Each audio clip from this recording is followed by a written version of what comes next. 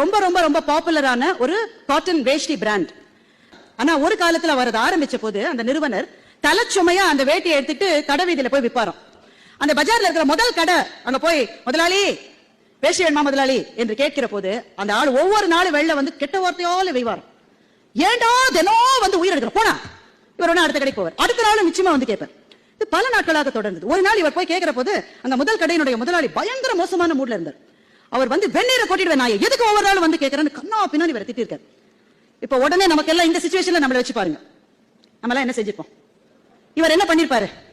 அவர் என்ன சொன்னாரா, மூட்டையை இறக்கி வச்சு முதலாளி தினம் உங்க கடைக்கு வரேன், நீங்க வாங்க மாட்டீங்கன்னு எனக்கு தெரியும், இருந்தாலும் தினம் உங்களை வந்து கேட்கிறேன், ஏன் உங்க முகத்தை பார்த்துட்டு போனா இன்னைக்கு வியாபாரம் ரொம்ப நல்லா நடக்குது முதலாளி. சின்ன விஷயம் தான். ஆனா தன்னுடைய ஈகோ தூண்டப்படுகிற போது கோபப்படாமல் அடுத்த மனிதர்களை தன் வசம் ஈர்க்கிறதை செய்வதற்கு உங்களுக்கு என்ன தேவை? அவமானங்களை விழுங்குகிற சக்தி நமக்கு தேவை.